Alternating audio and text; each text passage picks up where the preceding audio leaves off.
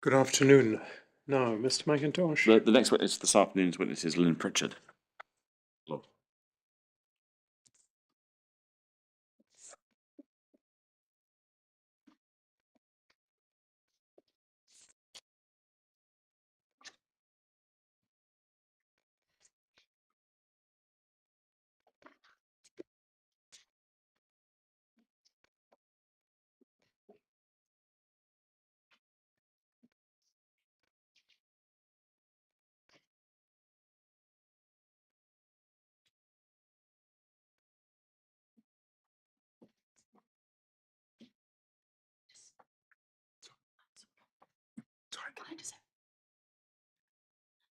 Sorry, can I talk to you about the witness? Okay. Just outside for a second. Give us a moment.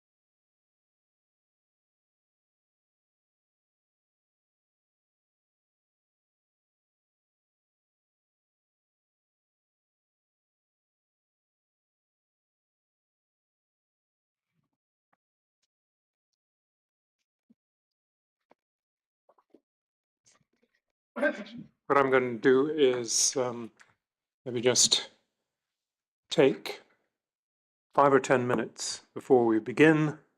I'll take the opportunity of talking to counsel, but I would hope that we can continue as planned. Please don't go too far. Oh.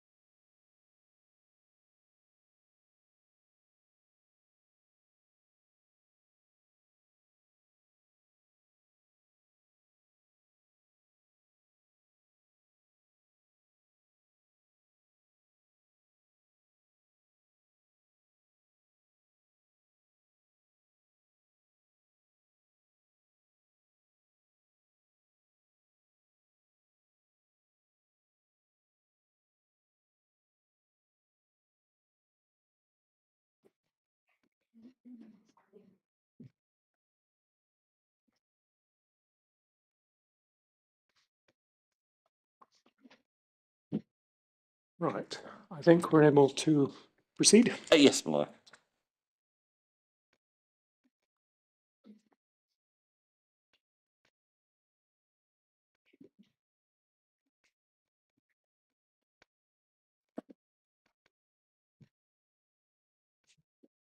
Good afternoon, Ms. Pritchard. Good afternoon. As you know, you're about to be asked questions by Mr. McIntosh. But before you do that, I think you're prepared to take the oath. Yes, Sitting where you are, could I ask you to raise your right hand and repeat these words after me? I swear by Almighty God I swear by Almighty God that I will tell the truth, that I will tell the truth, the whole truth, the whole truth, and nothing but the truth. and nothing but the truth. Thank you very much, Ms. Pritchard. Now, I don't know how long your evidence will take, but if you want to take and I say this to all witnesses, if you want to take a break at any point, give me an indication and we'll take a break. Thank you. Now, Mr. McIntosh. Thank you, my lord. Miss Pritchard, I wonder if I can take your full name Lynn Pritchard, and your current occupation. nurse consultant with infection control team within Greater Glasgow and Clyde. Thank you. And did you produce a statement for the inquiry? I did. I understand you want to make a minor change to it. Please. Could you tell me which paragraph that relates to? That is paragraph 10. So that we might put this on the screen to assist our colleagues, and that's on page 263. And where's the change that you'd like to make? The bottom of my answer, I have put June 2016. I'd like that to be changed to June 2018. Oh, I see that in the middle of the page. Yes, So would the change from BMT move back to Ward 4B in June 2018? yes, please. With that correction, would you be willing to adopt your statement as your evidence? Yes. Thank you. Now, if we take it off the screen, first thing I want to make sure I understand what your roles were in the years we're interested in. So from October 2015 until September 22, you were the lead infection control nurse for the South sector. That's right. Now, am I right in thinking that would have effectively made you, in practical terms, the lead infection control nurse in the adult hospital of Yes. Queen Elizabeth? Right. And then from September 22, you moved to your current role. Yes. And does that current role of nurse consultant give you a generally roving role over the whole of the health board area? Yes, it does. And to help us understand the dynamics of the team, were you effectively taking over from a role previously held by Sandra Devine? No. No. Who was your No. predecessor? So previous to me taking over the role was held by Kate Hamilton, and prior to that, Pamela Junidis. That's very helpful. So that connects us to some evidence we've already had, because we've heard from Pamela Janidis. Now, between October 15 and the end of 2019, would you have had any particular general responsibility over the Children's Hospital? No. No. Might we see, as we go through some of the documents, that you were involved in some of the events that happened in the Children's Hospital? Yes, although I didn't have any responsibility for the children. The children moved into two of the adult wards for a period of time, but I still didn't have responsibility for the children then. So that's very helpful. So when the patient cohort in Ward 2A in the Children's Hospital were decanted into Ward 6A, and if they required it, Ward 4B in the adult hospital, effectively, did they stay within the Children's Hospital team? They did. So when the inquiry is looking at IMTs around Ward 6A in 2019, the lead infection control nurse for that series of events in Ward 6A is the children's lead nurse infection control nurse. And that would the start of the year would have been Susan Dodd. Yes. Thank you. Right. Now, I want to just check, because we've been asking everybody really, what experience do you have in the operation and management of water and ventilation systems from an infection and prevention control point of view? I don't. Do you have no particular extra training or No. courses? No. Now, in your statement, we won't go to it because it's a general section. You've explained how the structures and teams of the infection prevention control team worked at the hospital and across the health board.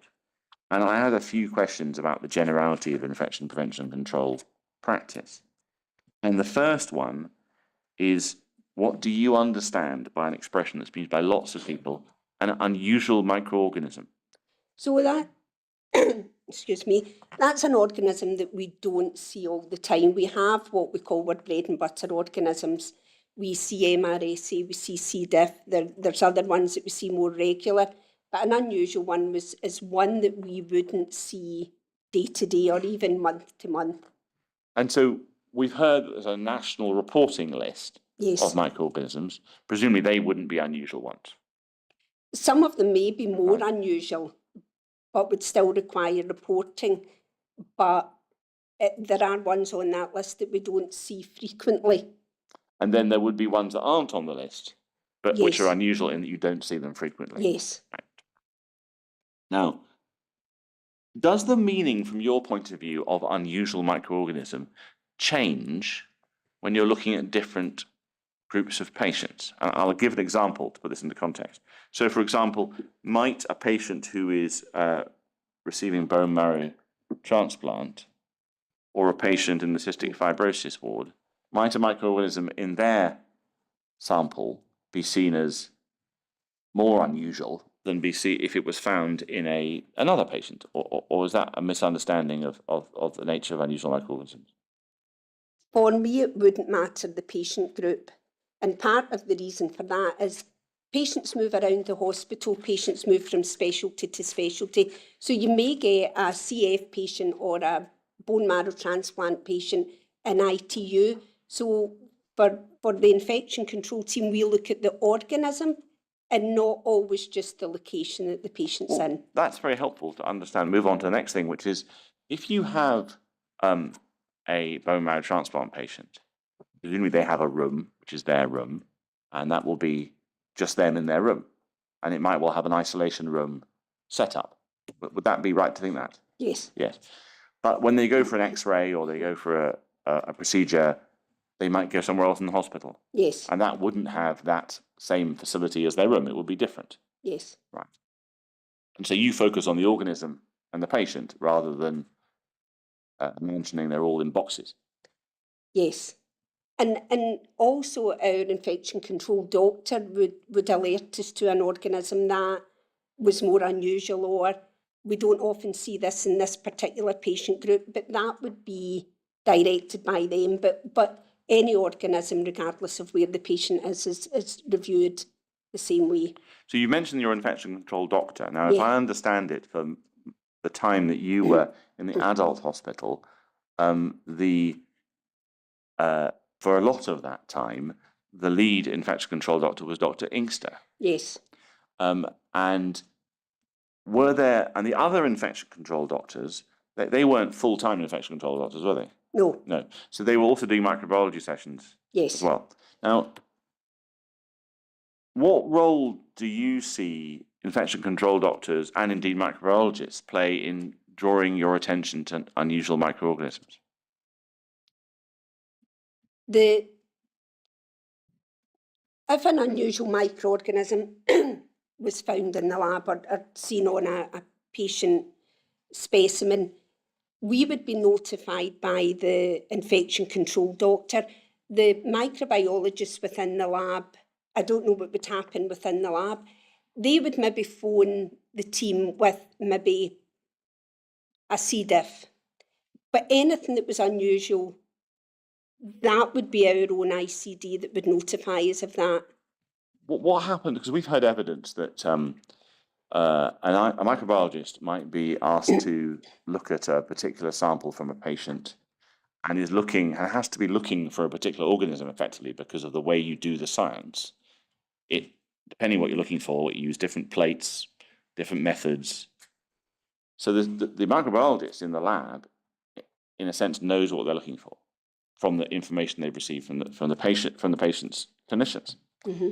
If they get a positive result for something that's unusual, they will tell the clinicians what it is. So would the microbiologist not tell the infection control nurses directly? And if not, why not?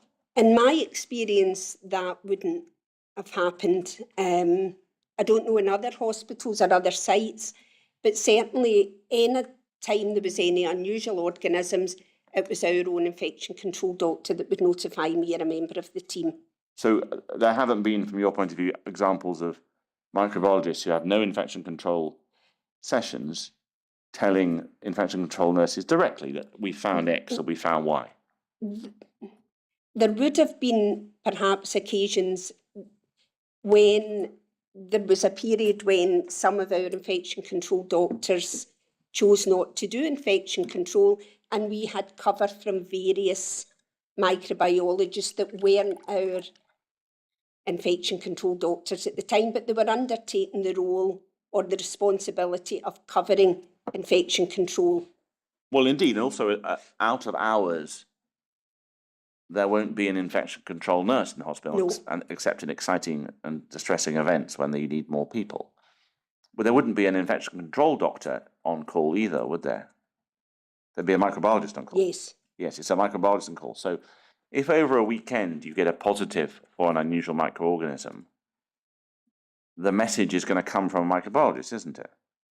Well, it might come via an email, Yes. but there wouldn't be a phone call to say we've found. I don't understand what the process in the lab is. So I don't know whether they would then speak to an infection control doctor and say, this is what we found. But certainly I can only say from my experience, I didn't take calls from our microbiologists. But you did get emails from them? We would get emails maybe on a Monday that had been sent over the weekend. Okay. Now, we've had some evidence from HPS and RHI nurse consultants that whilst since April 2016, a high-alt green still requires a report, that system only works if the health board, i.e. the infection control team, decide to carry out the high-art process. Is that effectively a fair understanding Yes. of the system? So if something is detected, someone's got to realise, oh, we need to carry out a high-art. That's a conscious process, isn't it? Yes. Yeah. And they might not do that. Yes. And there might be a reason, there might not be a reason, but Yes. that's the process, right? And so would that not mean that this whole system is only as good as the internal surveillance system inside each health board? In that, unless you're spotting the unusual things in the lab and telling the infection control team, you won't ever realise you've got a problem with an unusual microorganism. I think that's a fair comment. So I want to understand a little bit about something that you've touched on already about the difference between an infection control nurse and an infection control doctor. So from your point of view, in what way does the role differ? So an infection control nurse does the very practical work. So the infection control doctor has identified the organism. We would liaise with them, discuss it. They would maybe liaise with clinicians because if it was an unusual organism, they would notify the ward, they would notify the medical team in charge of the patient. We would discuss it between us and they would advise what precautions they think are needed. Now, there's some organisms that we know what precautions are needed, but there's other unusual ones that we maybe hadn't dealt with before or don't deal with frequently. So the infection control nurse does the very practical things. We visit the ward, we ensure infection control precautions are in place.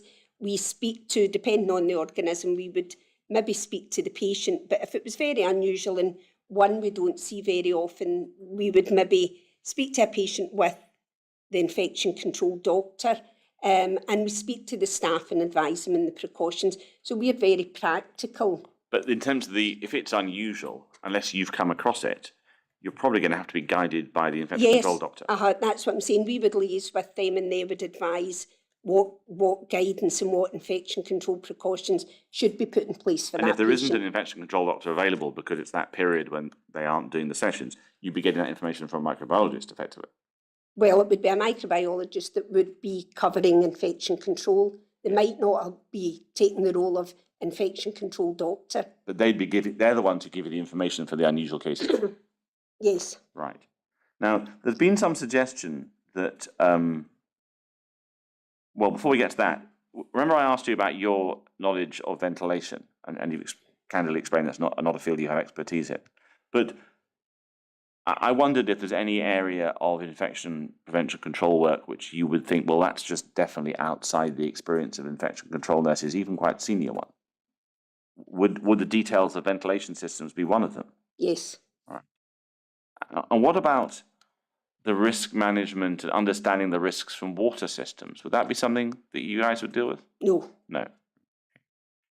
There's been some suggestion that the service, infection prevention control service in Glasgow, is or should be a nurse-led service. I have two questions about this. One, what do you understand that to mean? And the other is, well, is that right? So what would it mean to say that infection prevention control is a nurse-led service? I think it's that the nurses are managed by another nurse, and that's their line management. I don't know whether other areas have got a nurse-led service and understand it differently. I don't think there would ever be a time that we don't need infection control doctors or microbiologists working with us. Is there any downsides from it being a nurse-led service? To be honest, I've not thought about it, so I can't say one way or the other. Okay. Now, one of the things you mentioned in your statement, paragraph 4b, which is page 259.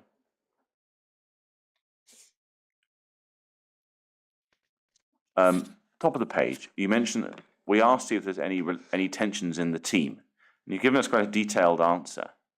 Now, we wanted just to sort of see if we can get a little bit more information about this, just to place it in time.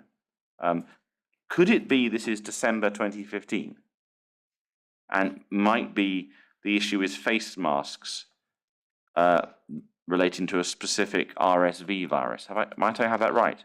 You may have, I can't see the exact date, but you may have the right virus. Yeah, because it's been suggested to me that what's happening here is that this infection control doctor, microbiologist, has advised you to do something that you see as out of practice, and that Dr. Inkster has then said, no, you really need to do it, it's quite a virulent virus, and at least on a temporary basis, Sandra McNamee has then approved that.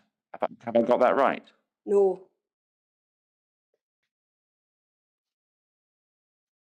No, that's not how I remember that. Okay. Well, what I'll do is, so what do you think did happen? So we had a team meeting, and Dr. Peters attended the infection control team meeting, and we were discussing a particular organism within our critical care suite.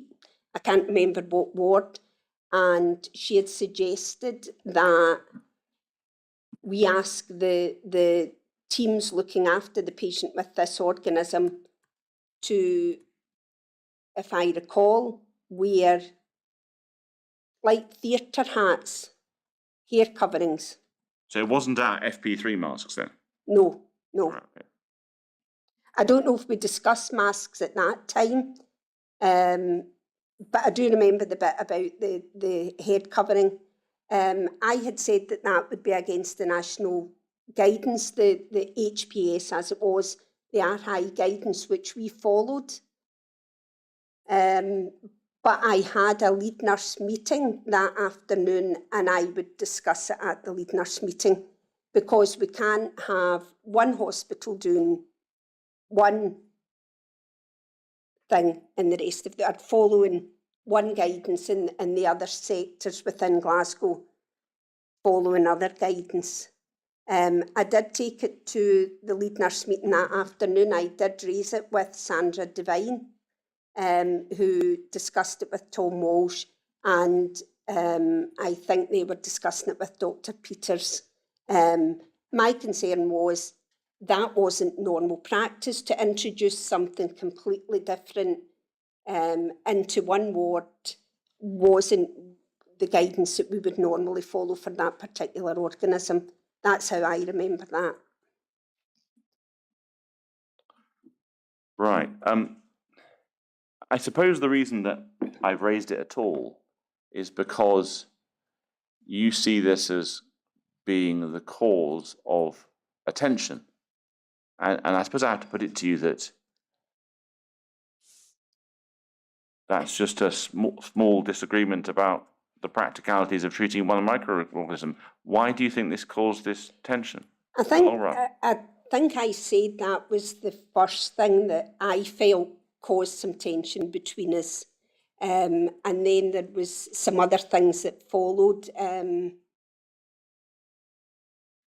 I can't remember all the details of everything, but there was several things that I felt caused tension between us, and I think at the time Dr. Peters had come from Ayrshire and she felt that because she was the ICD, it was, do you know, if I give advice, this is what you follow.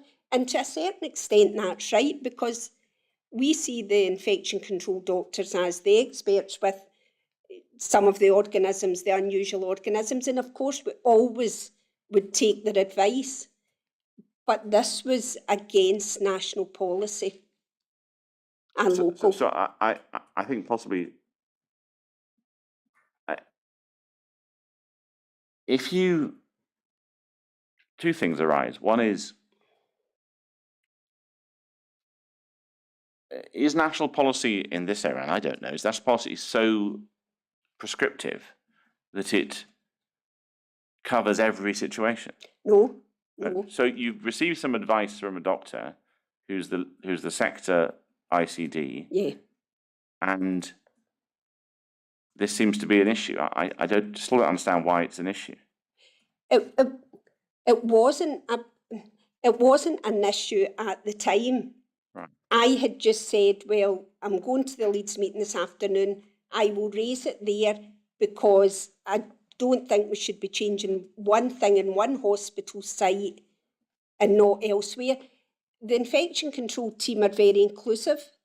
So if we have, and as you can imagine, there was lots of changes in guidance through COVID, we would discuss it as a whole team. That was nurses, senior members of the team and our ICDs. So we would discuss it if we had a particular thing. Do we think we should do this?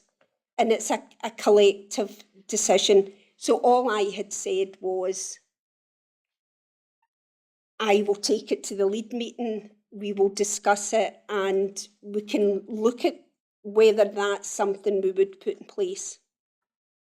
Because there was a at the time, I mean, you may not have known about it at the time, there was a piece of work done by Dr. Stewart in which he only spoke to, I think, 9 people, to be fair. He may not have spoken to you. Did he speak to you in that time, 2015, carrying out some sort of review of culture in the IPC team? He didn't speak to you? No. Right. Okay. So he carried out a review, and it's a long review, but I do seem to remember, we looked at yesterday, that he felt that there were occasions when, he raised a number of things, this was just one of them. He felt there were occasions that infection control doctors had had their decisions overturned by other members of the team. And so I wouldn't want to make too much of this, but it occurs to me that this is the end of 2015, roughly. Right. Right. The hospital's just opened. Yeah. Dr. Peters and Dr. Inkster have discovered at this point that pretty much none of the isolation rooms are built as they would expect them to have been. Is that something you knew about at the time? I don't think I knew about it then. I did become aware of it after that. And in July, both of them have resigned their sessions, or tried to anyway. Did you know that? I do recall that, yes. And they've approached Dr. Armstrong, and she's instructed Dr. Stewart to carry out this review, and he's spoken to 9 people.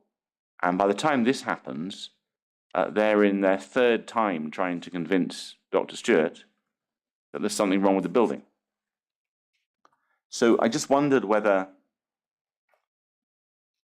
in the context of all those events, maybe your approach as a team to receiving advice from the infection control doctor, or he's a microbiologist at that point, might have been a little bit disproportionate?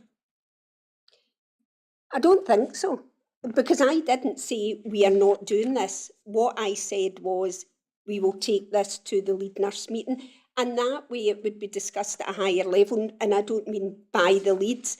I mean that Sandra Devine and Tom Walsh would discuss it with the infection control doctors and the senior management team. It wasn't a decision. I hadn't refused to do it. No, I appreciate that, because the reason that it seems odd to do that is because I haven't spoken to Mr. Vine yet. That's to come. Mr. Walsh has given evidence, and he's explained he has no experience of the practicalities.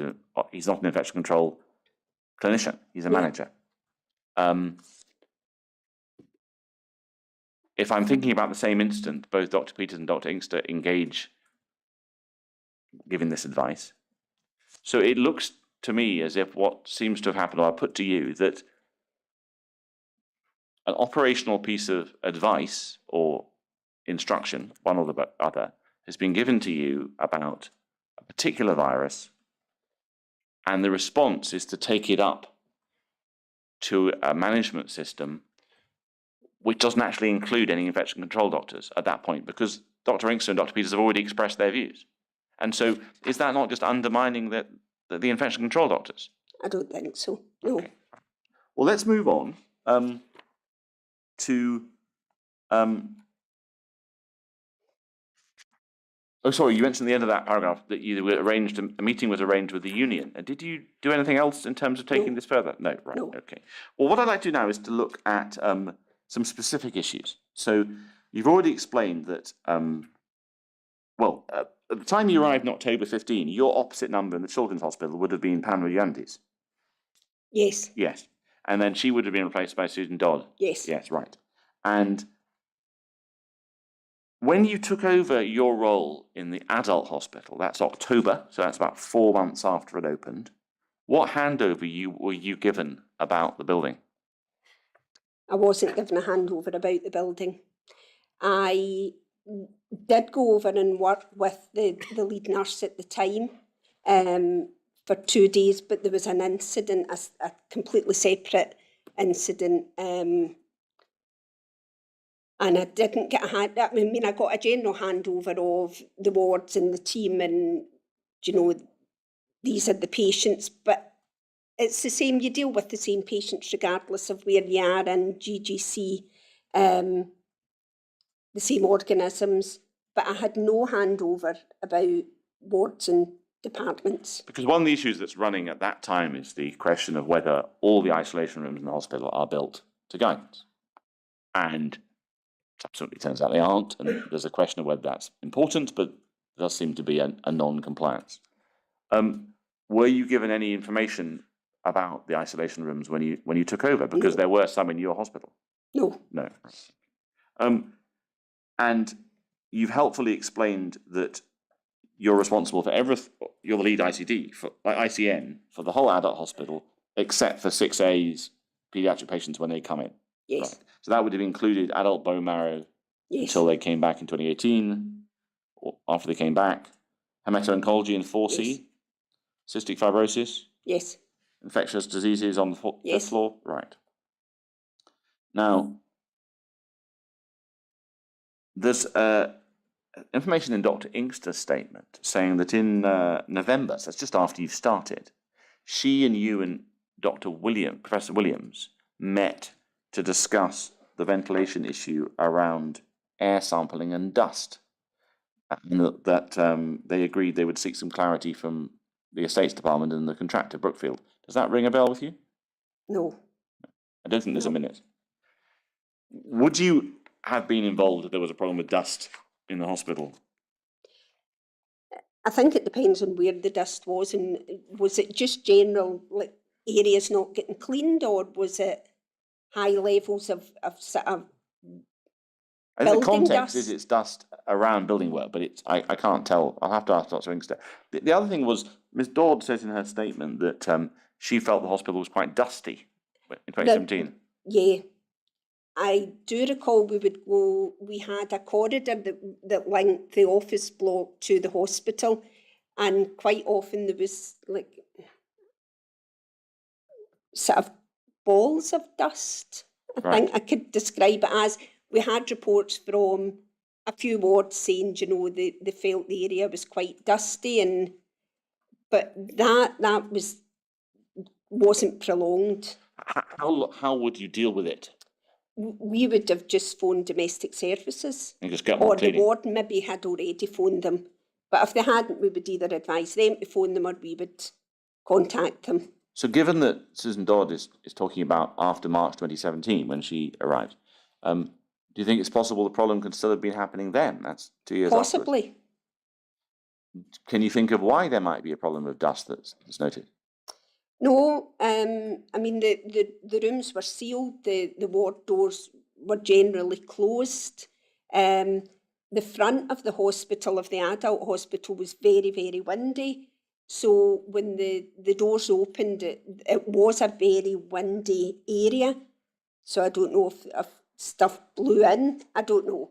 But when you say the rooms were sealed, were the No, rooms? sorry, I mean the windows. We didn't have opening windows. So the external windows were Yes. sealed. But as far as you know, were the actual rooms sealed? What do you mean? Well, the rooms had, or most of them had, suspended ceilings. Yes. So that means that there was no seal. No, it They weren't wasn't a sealed. solid ceiling. Right, okay. What I want to do is take you to Bundle 14, Volume 1, Document 60. So there's two of these to go to. This one deals with leaking dialysis points. And there's quite a lot of emails here. And I'm really putting this up to give us a date and an aid memoir to you. So this is March 2017. Before I ask you a question, can you explain to us what is a dialysis point? So a dialysis point is a section on the wall of a room that's got points that are attached to the water system, where if a patient's receiving dialysis, the dialysis machine is connected. So it's to a sort of these patient points. water supply in a sense. Yes. Right. And what was the issue with these dialysis points?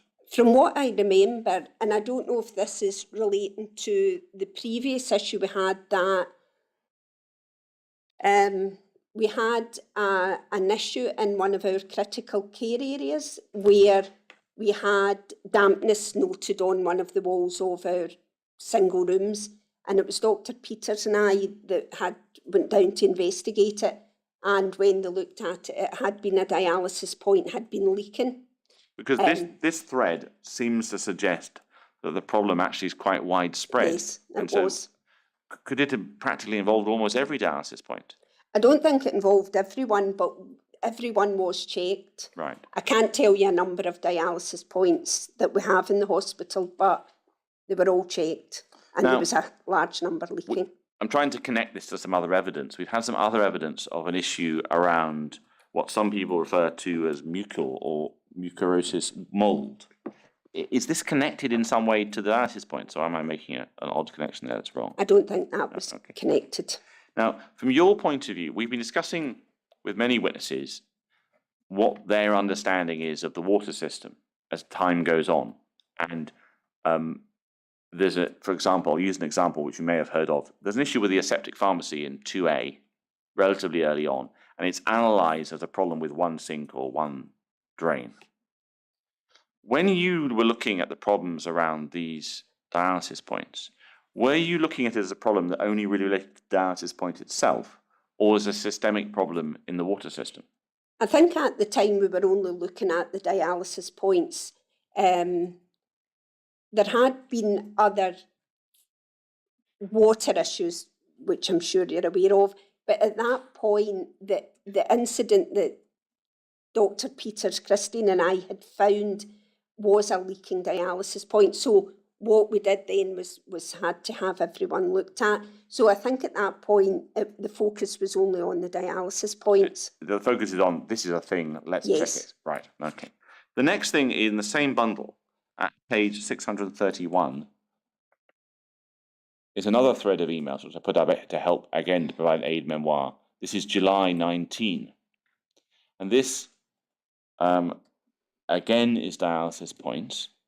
And so did this problem keep going on for a bit of time of leaking dialysis points? The previous email you brought up, I'm sorry, I didn't look That at was the date. 2017. So I think this one then was in relation to the one we found in critical care. The one earlier, I think, was one isolated incident. Right. Sorry, I think I was getting them both mixed Okay. up. And then in this one, this also is a discussion of, and this, you see, afternoon, this is from you, the lead IPCT, the IPCT will be checking all the access points in the site from Monday for similar issues. We also plan to check all shower rooms on level 4 for breaches of the integrity of the flooring. Now, what was the issue about the shower room flooring in the summer of 2019?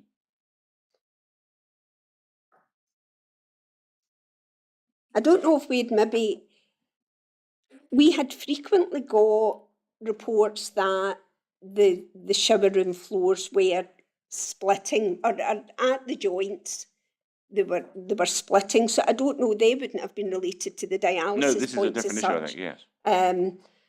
So you would occasionally get calls from wards to say, you know, we've got water ingress, or, you know, so when flooring is put down, it's coved, it's At the bottom of the brought wall. up, so it's brought up a few inches up the wall, and then it's sealed at the corners.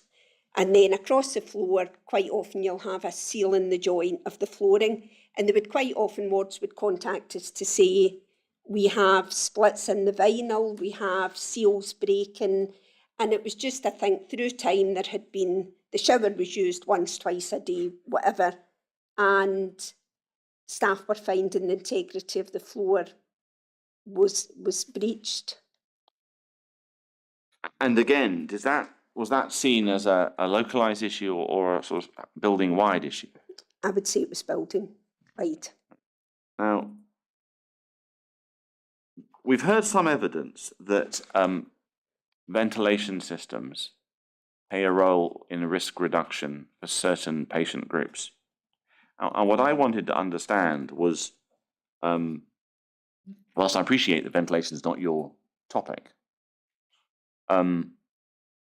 when did you become aware that there was potentially an issue with the ventilation system in the isolation rooms in the adult hospital? I don't think I could give you an exact date. There was never a, let's sit down, there's an issue with the ventilation. It was all very, and I don't mean hearsay, that makes it seem as if it's not a serious issue, because it was. But I can't say an exact date when I was aware of. Could it be in 2015? I don't know if it would have been 2015, but certainly into 2016. Because the reason 2015 is a date to ask is there's a HPS SBAR in October 2015 recommending changes to those isolation rooms. Would you have known about that? I don't think I saw that at the time. Okay. No.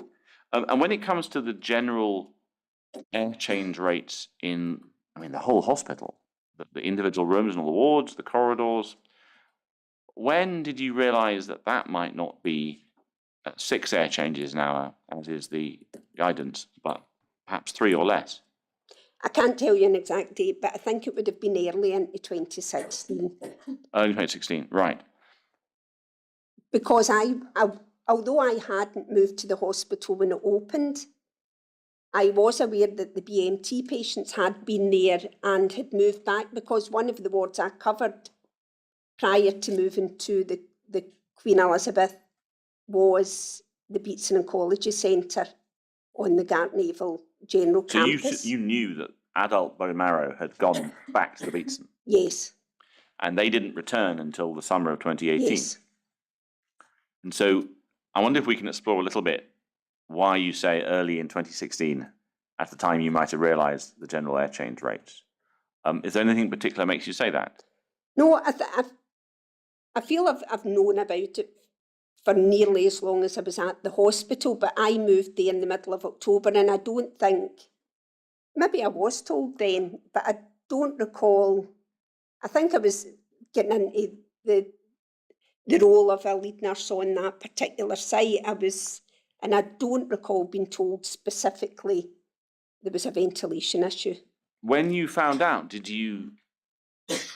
did you think about it being almost possibly more than half the recommended air change rate. What did you think about that?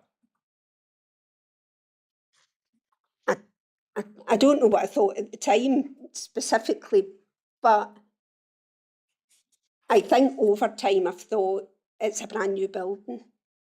Why have they not met what the specification should have been? Why is it so low compared to what it should be? What, from your point of view, is the air quality like in, we'll stay away from Ward 4B at this point, but anywhere else in the building, what's the air quality like in wards from your experience, comparing it to places you've worked in? Do you mean the air changes or the... No, you're in it, the sort of humidity, temperature, smell. It was always very warm. The wards were always extremely warm. The staff, I wasn't in the wards for hours at a time, so I can't comment. The staff would always say it was very warm. They had a stuffy feeling. They felt there was there wouldn't be air movement really in the ward. Would you have agreed with them when they told you that? And that's I would have, right. Yeah. Now, again, I appreciate that ventilation is not your specialist topic, but you were the lead ICM. Mm-hmm. So I'm assuming you would accept that if we, for example, take the concept of a bone marrow transplant patient, what the air change rate is in their isolation room is something you would need to know about at the time you decided to put them in the room. Would you say that's something you would need to have on your list of things to be sure about? I think I would have been aware of, or I would have been advised what the air rate should be in that room. There's guidance to tell you what the or the ICD sort of a would say. Yeah. So you'd check off that there were HEPA filters, there was... I wouldn't check that. No, what I mean is you would want to know that there are HEPA filters and there is air pressure differentials and sealed rooms and all these things. Or if you didn't, who would? I think the ICD and Outer States colleagues. So you would see that the in the context of isolation rooms, at least, the question of is this room the right room is an ICD question. Yes. Right. Uh-huh. Okay. Now, when it comes to a general ward, so not a bone marrow transplant isolation room, we've had some evidence at various points of increased particle counts in the air or fungal counts. We've had evidence about, not in your hospital, but the children's hospital, of aspergillus infections happening. Can you think of any ways that the air change rate in a ward would impact on the way you carried out your practice as an infection control nurse? No. No, it wouldn't make you do anything different. No. No.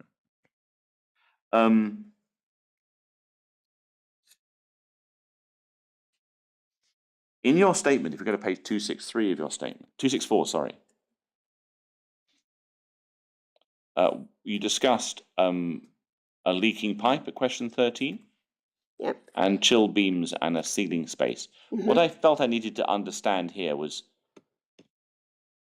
is that this reads as a single instant of fungus above the ceiling, or is it actually talking about multiple instances? Not quite clear, and I wanted to be sure. So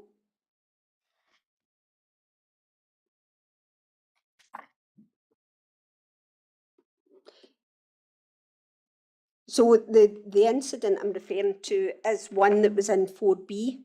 Right. But there was various incidents across the site. Some we would be aware of, not all, because quite often you would hear afterwards, staff wouldn't always notify you. Their first line would be to notify estates if they had noticed. Quite often it was a damp patch in the ceiling they would see first. So let's try and break that down. So we've got these chilled beam units in the ceiling. We've got the ceiling tiles. Yep. And you mention pipe work that had burst. Yes.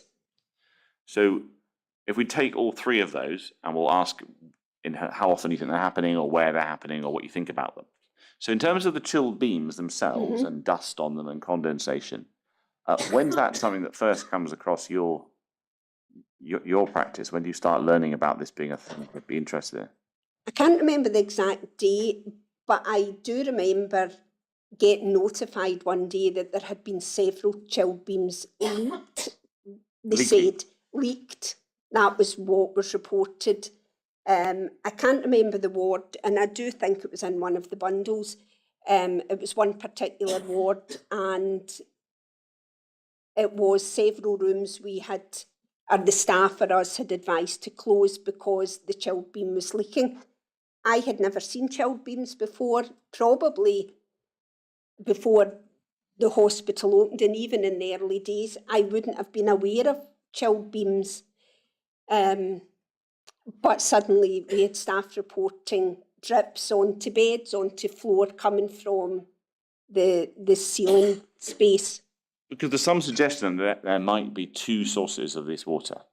So one suggestion is that the source is condensation, and that the chill beam is at a temperature Yes. where water is condensing onto it. There might be dust, and that's a whole story about dripping onto beds and possible infections. That's one story. And there's another piece of evidence we've heard about the connecting chilled water pipes maybe coming loose Yeah.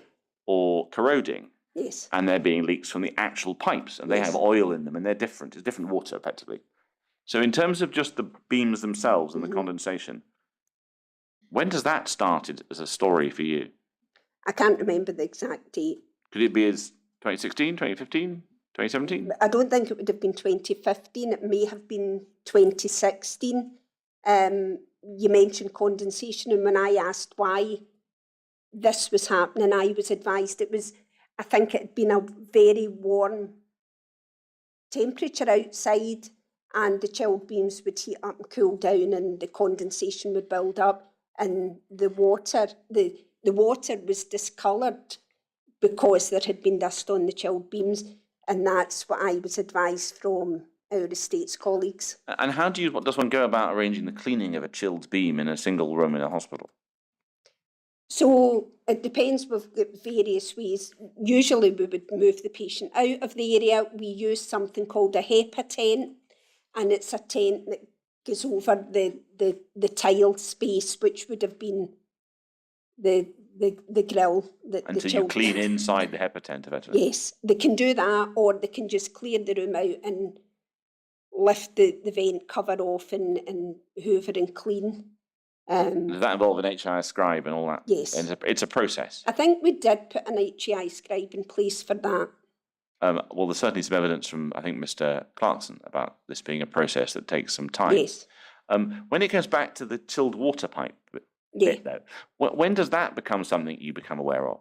I think that was probably late 2015, early 2016, because we had a report. I don't remember the exact word again, but we had a report of a damped ceiling tile, and when the states reviewed it, they said it was the valve in the water pipe, and I do remember saying, is this a one-off? Or maybe it was after the second or third. I said, why is this happening? And they said the valves are starting to erode. And because there's also been some evidence that in possibly March 2020, there was a rather more widespread failure in the chilled water system involving corroded pipes. Is that something you were aware of? I do remember and I couldn't again tell you the date, but there was a discussion around corroded pipes, and again, what I was told was I'm not an engineer. I appreciate that. It was the wrong type of steel that was used. Well, so but I do not have any evidence of that other than what you were told. Yeah. But you think that's rough late? When do you think that is? I don't think it was as late as 2020. Okay. But do you think it might have been before or after Before. Ward 6A was in the was full of children, as it were? I think it was before 2020. Right. Now, I want to turn to the water incident, which we understand to be an event that starts in 2018. Mm-hmm. When it was announced that water filters were to be fitted to point-of-use filters to taps and sinks in the hospital, what was your reaction to that? I had never used filters before any taps. There had never been advised. We were taking our guidance again from the ICD and our estates colleagues. I had never worked anywhere that had these filters fitted. Did they cause any practical difficulties? Yeah. What sort of problems did they cause? So some of the issues staff reported was, if you So we can take imagine, this off the screen. if you imagine the design of a sink and the tap, so you had a filter which was fairly big. Staff felt they had no room to wash their hands, and there is a process for washing hands. So that was one of the issues, but there was still enough room to do it. It just wasn't as easy. One of the other issues that I came across and was reported to me was within our kitchen areas, each ward is a kitchen area. Food is not prepared there. This is just for, washing patient cups or filling jugs, things like that. It's got a sink and it's got a fridge. But it has a small, not a clinical hand wash sink, just a hand wash sink. And it was quite a small sink, and the filter was fitted onto that. Now, it was a sensor tap, so it meant that the filter was blocking the sensor. So a couple of wards that I had went into just to do a general visit. We've visited all the wards weekly. The filter had been removed and was sitting at the side of the sink. When I spoke to the staff, they explained they couldn't wash their hands in that sink because the filter was blocking the sensor.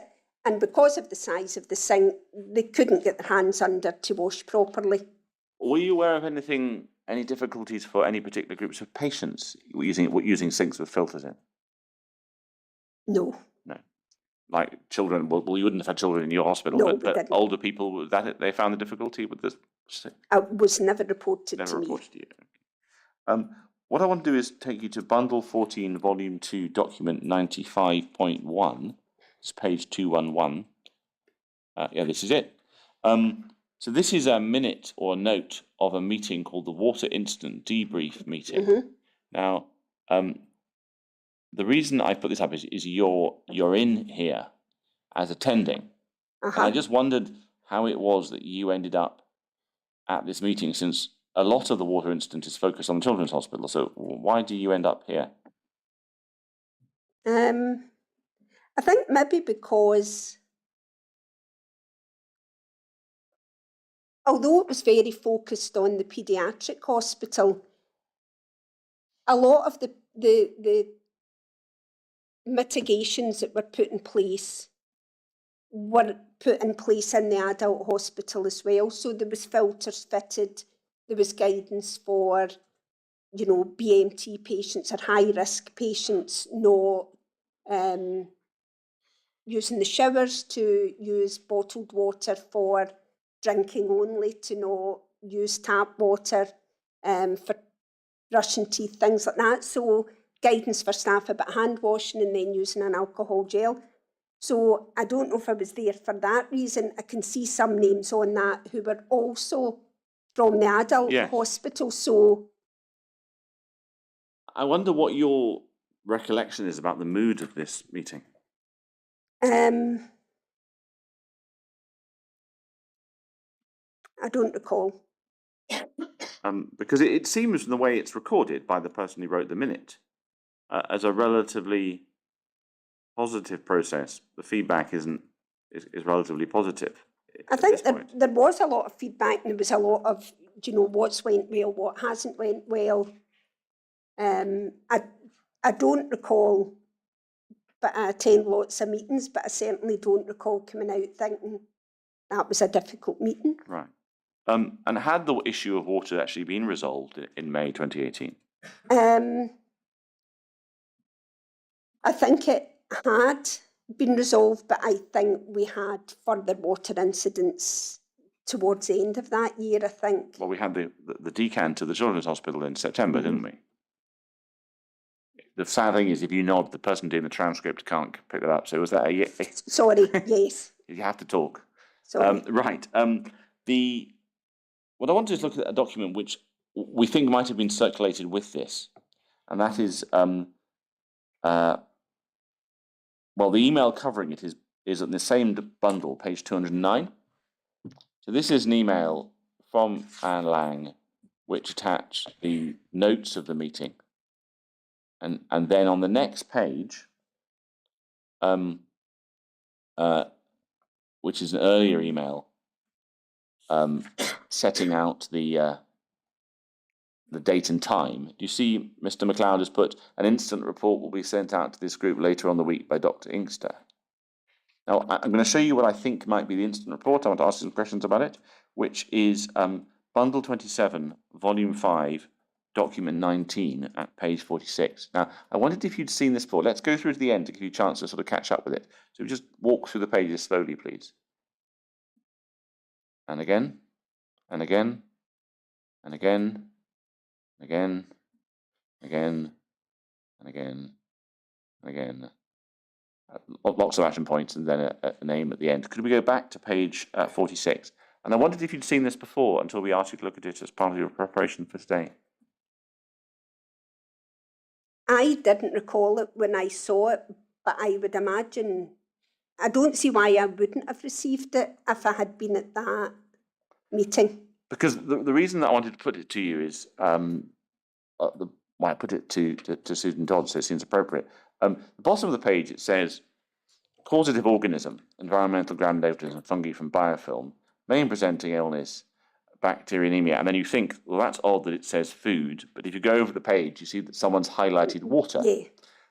And then the source of exposure, contaminated water supply, and complex incident in contaminated water supply, long-term preventive measures will take some time to implement. Now, what I wanted just to check is, at this point in May 2018, if someone had asked you what was the issue behind the water incident, what would you have said?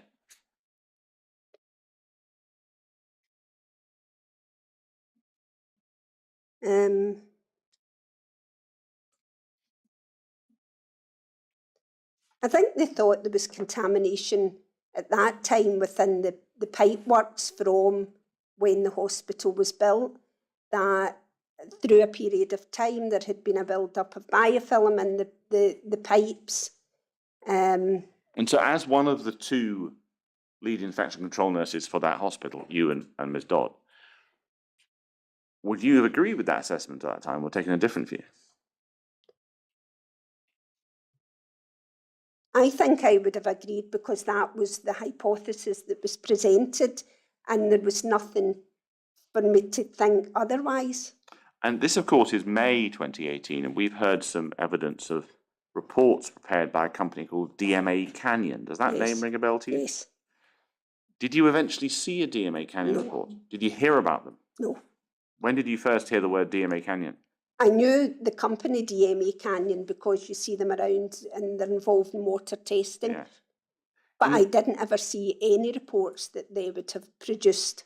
In the summer of 2018, it seems that two of their reports, the word is emerged, and were noticed by more senior managers, and there was little investigation carried out by Mr. Leeper, and there was some work then done to fit a chlorine dioxide system to the water system, and then lots more testing was carried out from then on by the health board in the hospital. And I wondered what awareness you had as the lead infection control nurse in the hospital in the summer of 2018 of the discovery, as it were, of this DMA Canyon report, all this work being done behind the scenes. Did you know anything about this?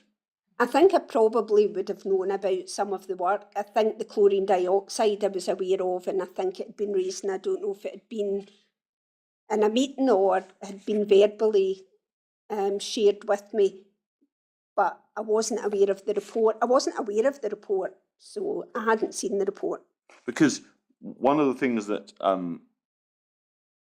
seems a bit strange about that is that there's been a water incident where you've attended some of the meetings. I wonder if we can go to Bundle 10, Document 9, page 35. This is a water review meeting chaired by Mary Ann Kane. Now, what we understand is that this involved, well, this actually ends up being a point of contention, but I understand that this is a meeting being set up, chaired by the interim director of facilities, to look into finding out what the solutions are to the water problem at a sort of executive level, and you're attending it. What was the purpose of the meeting from your point of view? I don't recall now what the purpose of the meeting was. Because you attend two of them. The next one you attend is on the 15th of June, which is on page 39. And what I wondered was, there's lots of discussion in this minute about tap selection, about sanitization of the water. Sorry, you missed this one. Sorry, Yeah, you apologies. yes. But the point I wanted to get across was more what do you know why you stopped attending? I don't know if I stopped or I just wasn't. I was attending another meeting that day. Susie Dodd was at the meeting, and Trees Inkster, and if there had been anything relevant, any actions for the adult site, they would have shared them with me prior to the minutes coming out. Yes, so I just go on to page 44. So this is a meeting after you've stopped attending. And I'm just looking at the attendee list, and Dr. Inks is there, Professor Hood, Annette Ranking from HPS. And I'm just wondering whether, did anyone eventually tell you about the fitting of a chlorine dioxide dosing system to the water system? As I say, I think I maybe verbally was told about it, but I wouldn't have been involved in a decision to fit it or why it was being fitted. And what did you understand? Did you understand there was an issue with water at this point? I would have known there was an issue with the water. So what do you think's happened to the water in the hospital since then? Since then, Since the summer of 18, in the year afterwards, before the pandemic, what do you think was going on? Well, if they fitted a dosing system, they did dosing, they did shock dosing, and then they've obviously fitted a dosing system to try and ensure the water's almost cleaned periodically. Who would you look to, given that water is not your specialism? Who would you look to advise you about whether any issue with the water had been resolved and was no longer a risk to patients? Probably states an ICD. So when you say ICD, that would be the lead infection control doctor. Sorry, yeah. And when you say estates, there are lots of people in estates. Yes, I mean, whoever, maybe Kerr Clarkson at the time, or some of the other estates managers we would have spoken to. But I don't think I would have went to anybody to ask specifically, is the water okay now? Why wouldn't you? I mean, there was a lot of noise going on. So, as you say, people weren't allowed to shower. So, why wouldn't you ask? But we were then advised by our infection control doctor, we've done water testing, the water testing is fine. We wouldn't have got water testing results. They were reported at the meetings. Our infection control doctor would have told us that the water results are okay. We can stop those precautions. We'll keep them in place for maybe this group of patients, or we'll leave the filters in place. Can you help me about when you're told that various interventions can stop? So if we take it that the chlorine dioxide system goes in late 18, when are you told that patients no longer need to drink bottled water? I can't remember. But the source would always be the lead infection control doctor? Yes. Right.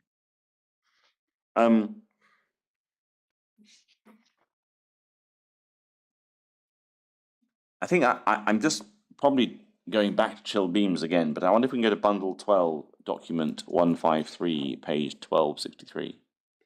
So this is 2019, the summer of 2019. So this is quite late on, but you see how it's Ward 5B having to close approximately 8 rooms due to chilled beams leaking.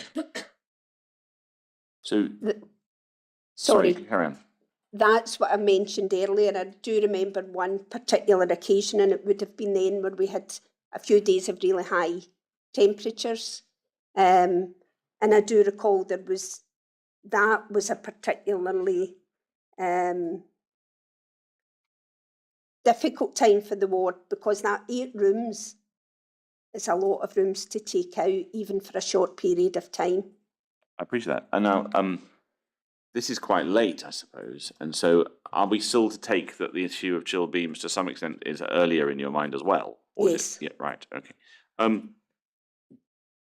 Given that this is ward 5B, what patient cohort's in 5B? Medical, This is a general ward, isn't it? yes. Now, I do appreciate you've already told us what your experience is, but at this point, you're the lead infection control nurse Yes. on the site. And we are in the summer of 2019. So who would be the person to whom you would look for advice on whether the ventilation system in a general ward was suitable? I don't think that's a question that an infection control nurse would ask. Right, okay. Why not? Because we don't deal with ventilation. We don't understand. I'm saying we, as infection control nurses, we don't understand ventilation. We can't give advice on ventilation. The reason So- I mentioned this is earlier on you said to me that this hospital was the first time you'd come across chill beams. Yes. And so I suppose one possible reaction to meeting chill beams the first time is go, that's strange. What are they? Is that all right? You're giving the impression that wouldn't be the way you'd have No. thought. No. No, I think most of the infection control team said, I've never heard of that before. That's something new. And, you assume that was what was put in place because that was the best thing at the time, or that design was best for a new hospital So building. you're slightly taking it on trust. Yeah, Because I suppose if someone brought a new piece of equipment into a ward, a movable piece of equipment, however expensive, you might have an opinion on whether it's a good thing for infection prevention control. we would look from an infection control point of view as, can you clean it? Does it do the job you want it to do? And is it safe to use on multiple patients, or is there special guidance you would need to follow? And so one of the things I was thinking about was the dishwashers in the cystic fibrosis ward. I can absolutely see from what you just said, that if someone turned up and said, I'd like to fit a dishwasher to this ward, you presumably would get quite interested. Are they going to clean it? That sort of thing. Sorry? If someone suggests adding a dishwasher to a ward, Yes. would infection control nurses think, well, I want to know who's going to clean that? Or am I putting too much optimism in there? I don't think we would know if there was a dishwasher getting fitted in a ward. Right. You wouldn't, you say you walk around a ward Yeah, and you're dealing with the practicalities. yes. I'm assuming that if you discovered that everyone's leaving their packed lunch cutlery scattered around a sink, you'd be quite fierce.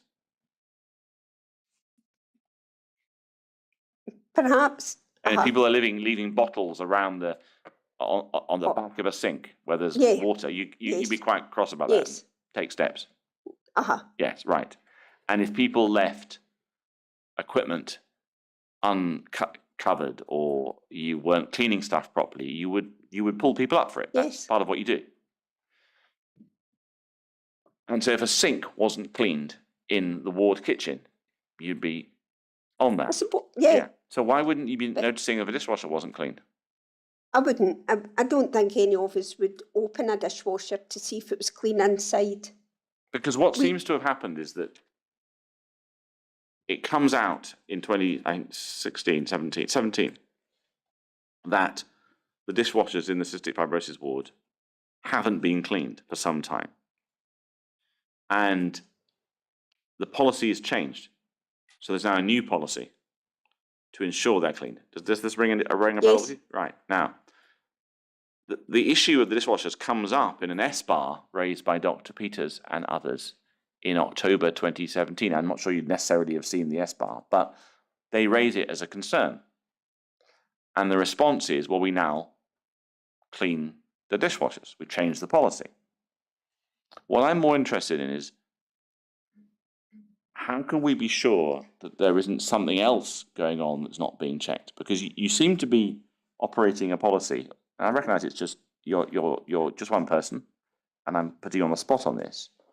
Of well, if it's in the building, we're going to sort of trust it's supposed to be there. We're not going to ask new questions. Do you understand what I'm saying? Yes. Yeah, and so that would include a dishwasher. We're not going to check it's being cleaned because wouldn't. That's not how we think. Have I got that right? I think a dishwasher doesn't come into the remit of infection control. That's within a kitchen area, and I'm not saying we don't audit kitchen areas. Our main focus is patients with infections. We will audit wards, we won't audit kitchens. Yeah, if somebody said, you know, I think this dishwasher isn't clean, I could look at a dishwasher and think, yeah, it's clean or it's not clean. But I don't think that's the remit of infection control. So I wonder if we could go to document 12 and bundle 1. I'm going to just take a moment just to find the right page, because I think that's a question I should usefully ask you here. So this is the second of 2 meetings, IMTs, that arise in 2017 out of the cystic fibrosis ward. And the first one, I'm not going to put up on the screen, but it's document 11. And your report is being present. And the thing that intrigues me about this is on the next page.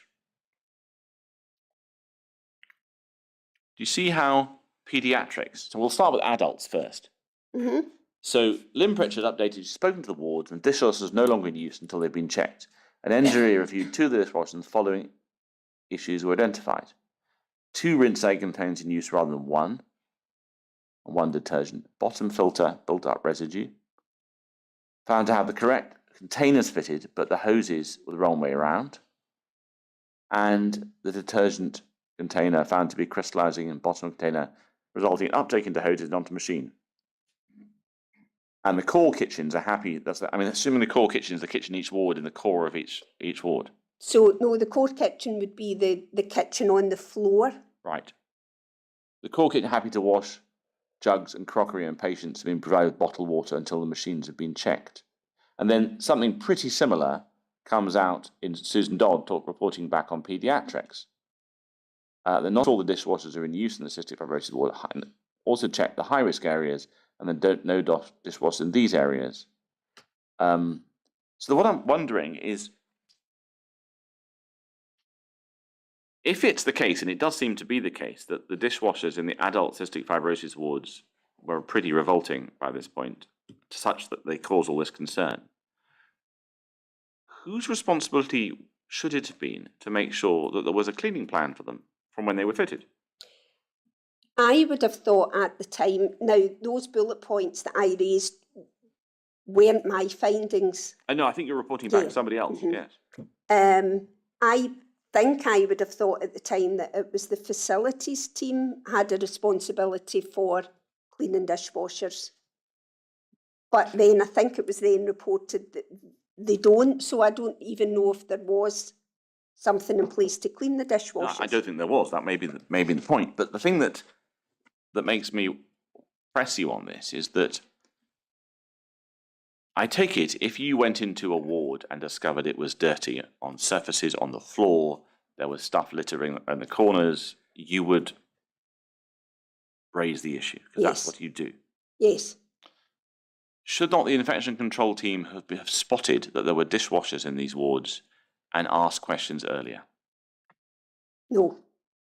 Why not? Because we don't check dishwashers. We walk through a ward, we see floors that aren't clean. We don't go into kitchens and look inside dishwashers. That's not. Because if the dishwashers are a potential source of water risk to the patients in that ward, especially if they are people with immunocompromised conditions, why wouldn't you look at everything? We don't look for risks within a ward. We assume that risks are managed within areas and not just in relation to dishwashers. You assume that risks are managed. We don't look to see what are the risks. This particular issue with the dishwashers was raised by Dr. Peters, and it was following a mould, found a black mould, Exophiala, and it's from the literature, and this was Christine explaining to me and Susie Dodd, that the literature, it has been found in dishwashers. I don't know if at this point that she had swabbed the dishwashers, because I think the dishwashers were swabbed on maybe 2 occasions. So following that, Susie Dodd and I would have looked at the dishwashers across this ward, and Susie's obviously looked at her high-risk areas.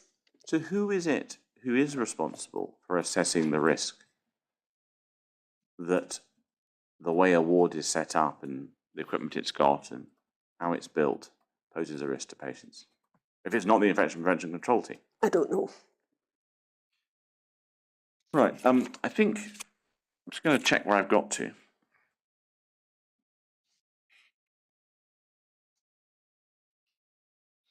Yes, I think I just need to, just for completeness, I think you might have already answered this, but I'll just double check.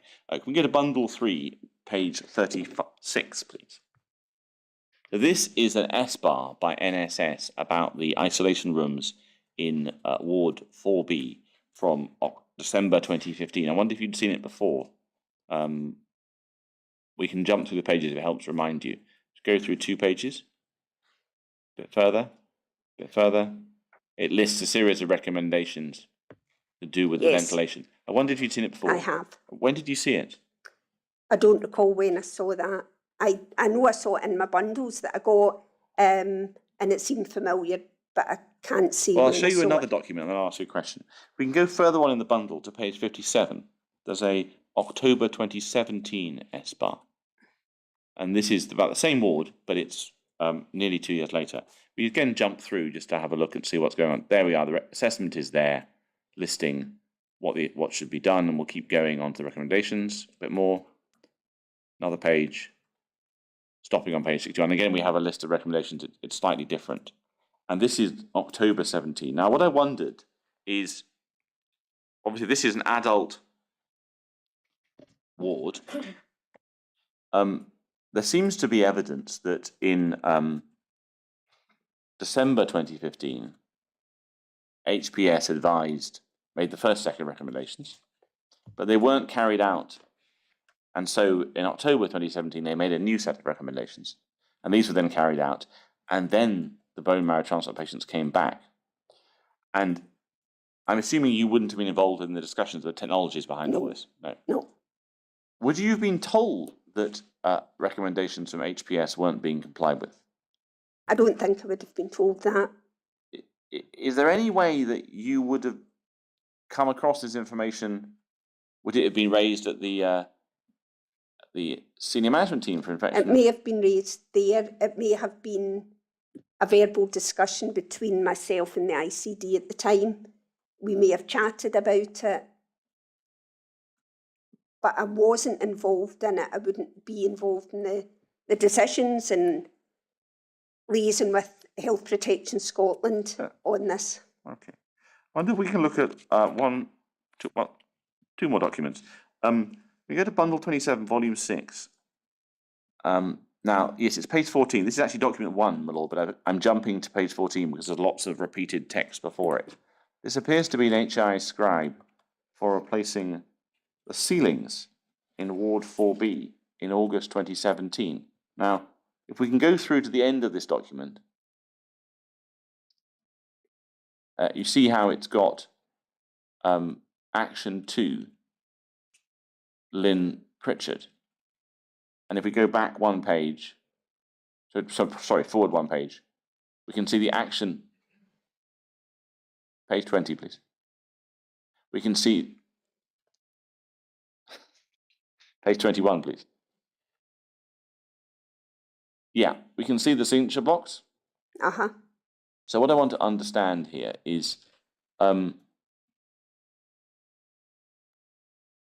did you first react to the news that the bone marrow treatment ward in the hospital had suspended ceilings. Did it raise any concerns for you?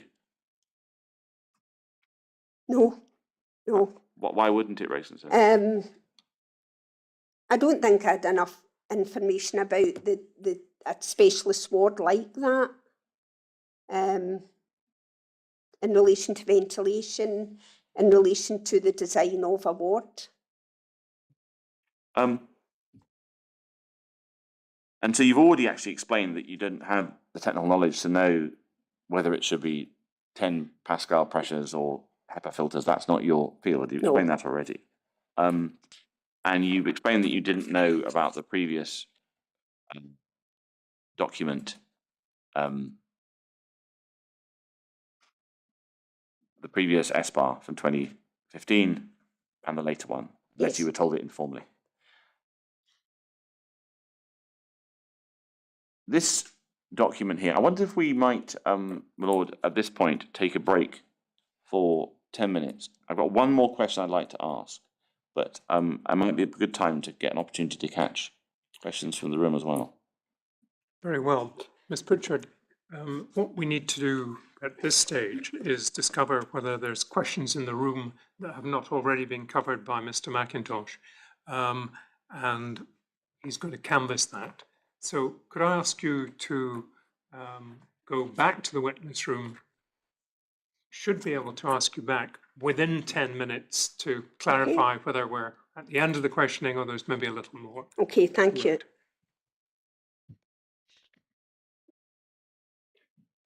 Please stand.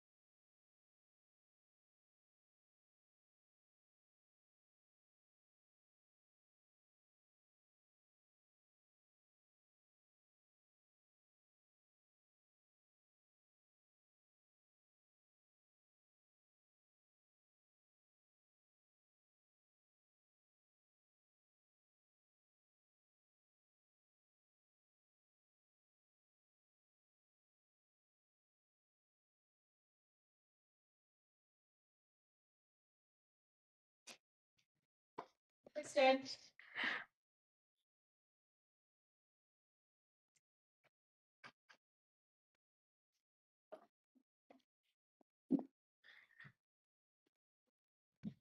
I had the thing I was going to do, my lord, and I have one other question.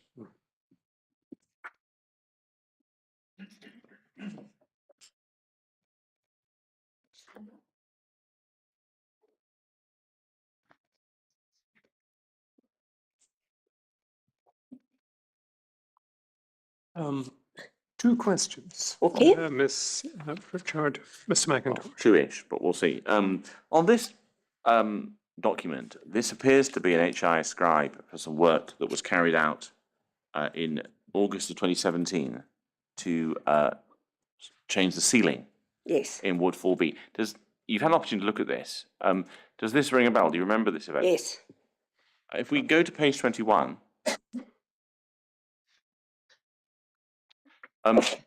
you asked down to have signed this. I know this isn't a signed copy, I appreciate. And that's your name and email address in the third row. Yes. Now, the odd thing about this one is that although it says Dr. Inkster's name, at this point she's off sick. Okay. And I'm wondering which infection control doctor was another infection control doctor, a yes or no answer, we'll do this, Yes. asked to sign this. Yes. And is this the infection control doctor who we know as of Witness 7? Yes. Yes. Were you involved in asking Witness 7 to sign this? I don't know if I spoke verbally to Witness 7, but I do know that I would have sent the scribe to Witness 7 and asked them to review it, as was our normal process. How did they respond? As I recall, they had responded to say, providing my comments were accepted, and added then they were happy with the scribe. Was there any suggestion from them that they didn't know enough about the previous history of this project to sign up to this? Not directly to me, no. No. As far as you're aware, was that information given to somebody else? Yes. Right. What I want us to understand is that this is a point in time, I think, we can take this off the screen, where there are fewer infection control doctors available in the hospital than there ought to be. Would that be a fair point? Because some people have resigned their sessions. Yes. Right. And you're therefore asking a smaller number of people to sign things off and to do the work. Yes. Right.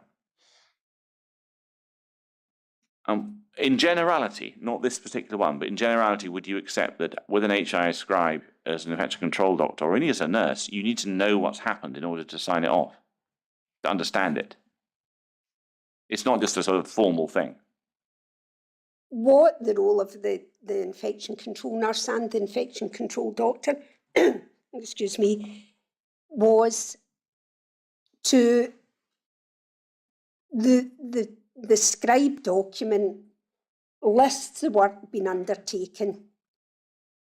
It also lists the potential risks and what the mitigations are put in place to reduce or exclude those risks. So I think if I was being honest, I would say that you could complete a scribe without any background information, because you don't have to know what led to this scribe being put in place. But for a more complicated one, you might need the background information. You might need the background, or you might like to know what the background is.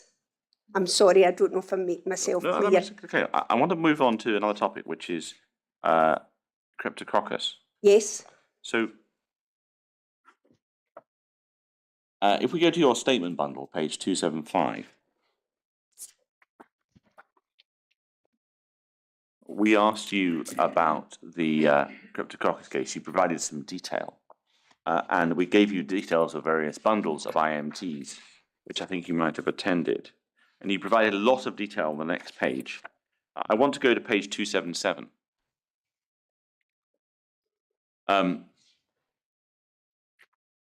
There was, I understand, a serious critical incident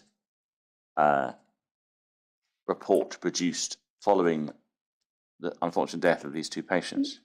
Yes. Yes. I wonder if we can look at bundle 14, volume 2, page 128.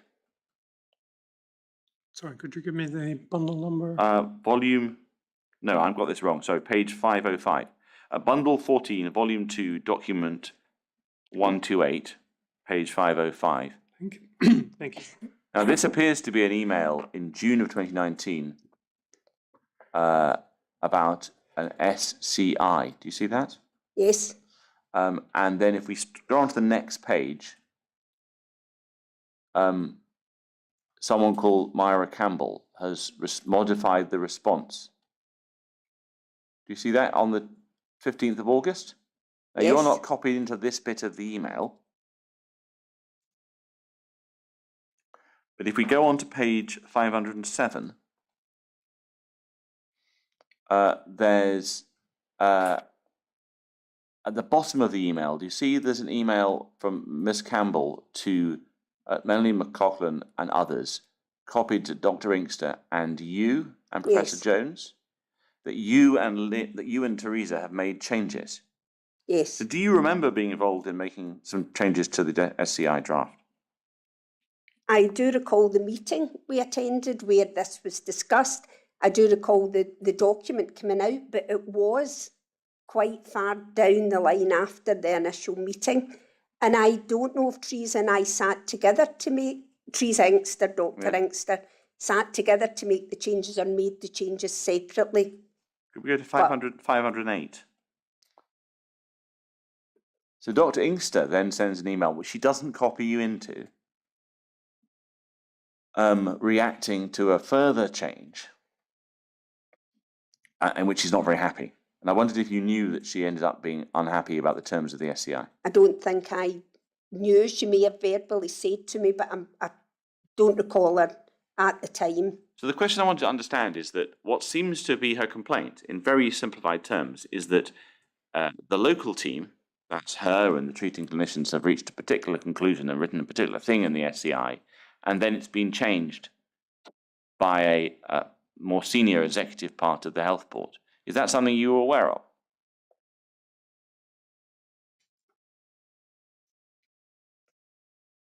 Sorry, I was just looking at that. I don't think I was aware that it was changed, no. No. Okay. Right. Now, if we remember, we were looking back to your statement on page 277.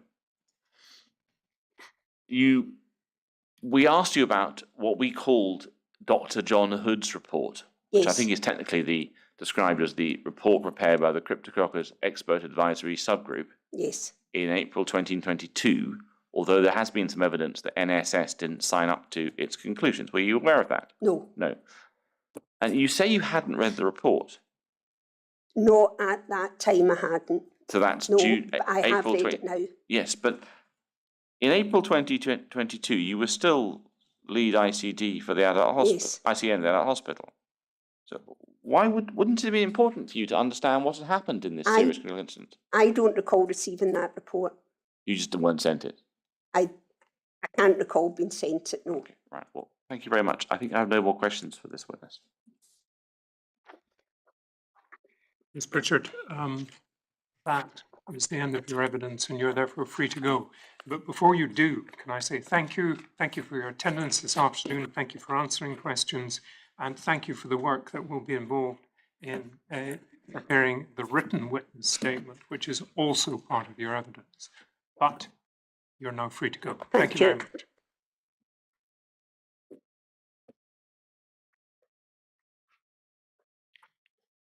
Now, Mr. McIntosh, as I recollect, Tuesday morning is not a sitting day. Am I right about my recollection? I think we might have a witness. But if this is Mr. Connell who's taking the minutes, allow me a moment just to double check. Yeah. Because I wouldn't want to mislead Mhm. court participants about such an important matter.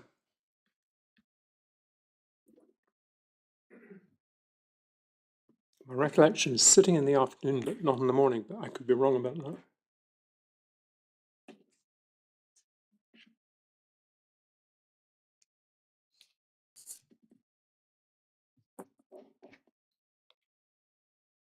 Well, no, we've arranged an extra witness just to make things helpful. So at the moment, Dr. Alan Mathers is scheduled to give Right. evidence on Tuesday morning, followed by, and that'll be Mr. Connell, Right. followed by Professor Stephanie Dancer in the afternoon, which Right. is with me.